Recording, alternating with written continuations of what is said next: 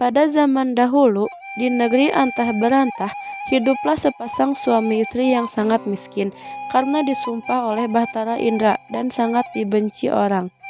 Setiap kali mereka ngemis di pasar dan kampung, mereka dipukuli dan diusir hingga ke hutan. Oleh karena itu, tinggallah sepasang suami istri itu di hutan dan memakan batang kayu dan buah-buahan. Setelah beberapa lama, istri si miskin hamil selama 3 bulan. Sang istri ingin sekali memakan buah mangga yang ditanam di taman raja. Si miskin pun tersebut hatinya, karena dahulu ia dikeindraan waktu menjadi raja, ia tidak ingin memiliki anak. Namun sekarang ia akan memiliki anak dan berkata, "Istriku, apa kamu ingin membunuhku? Apakah kamu tidak tahu dengan masa lalu kita? Jangan meminta sesuatu.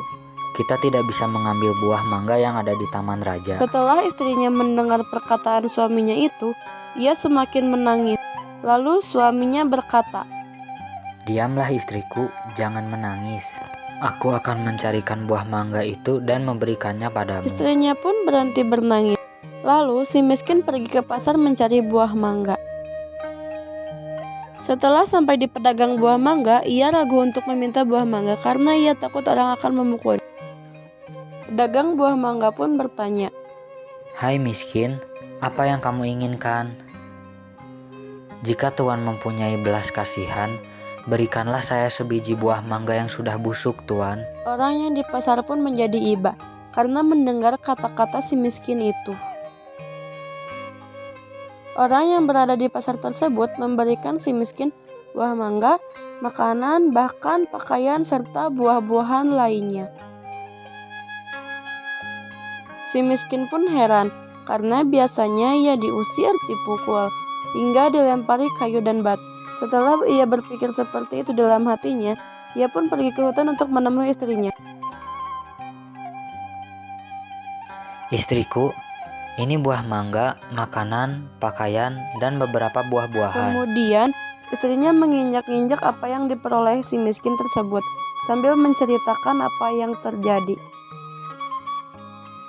Istrinya pun tidak mau makan jika bukan buah mangga yang ditanam di taman raja dan berkata, "Biarkan saja aku mati." Si miskin pun sangat terpukul melihat perbuatan istrinya. Kemudian ia pergi menghadap Maharaja Indradewa yang saat itu sedang mengadakan pertemuan raja. Lalu ia masuk ke dalam dan baginda raja pun berkata, "Hai miskin, apa yang kamu inginkan?" Si miskin pun menjawab sambil bersujud, "Tuanku, ampunilah hamba datang ke sini ingin meminta buah mangga yang sudah jatuh ke tanah, Tuanku. Apa yang kau ingin lakukan dengan buah mangga itu?" "Untuk dimakan, Tuanku. Tolong ambilkan setangkai buah mangga untuk si miskin ini."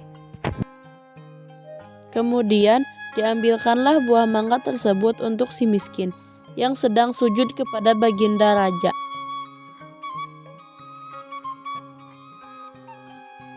Setelah itu, si miskin pun berjalan pulang ke rumahnya. Setelah dilihat oleh sang istri si miskin datang membawa setangkai buah mangga, ia pun tertawa senang sambil memakan buah mangga tersebut. 3 bulan kemudian, sang istri menangis ingin makan buah nangka yang ditanam di taman raja. Dengan cara yang sama, si miskin pun mendapatkan buah nangka yang ditanam di taman raja untuk istrinya yang sedang mengidam itu. Selama istri si miskin hamil, banyak makanan, pakaian, dan beras dan peralatan yang diberikan kepadanya. Ada waktu yang baik dan tepat. Pada malam hari 14 bulan itu, bulan bersinar terang. Kemudian pada waktu itu juga istri si miskin melahirkan seorang anak laki-laki yang sangat baik dalam penampilan dan tampan. Anak itu diberi nama Marakarmah, yang artinya anak di dalam kesulitan. Dengan takdir Allah Subhanahu wa Ta'ala melimpahkan kepada hambanya, si miskin pun menggali tanah untuk membuat tempat tinggal untuk keluarganya. Ketika ia menggali tanah untuk menancapkan tiang, ia menemukan telaju besar yang berisi banyak emas. Istrinya pun datang untuk melihat dan berkata, Emas ini tidak akan habis sampai anak cucu kita, suamiku.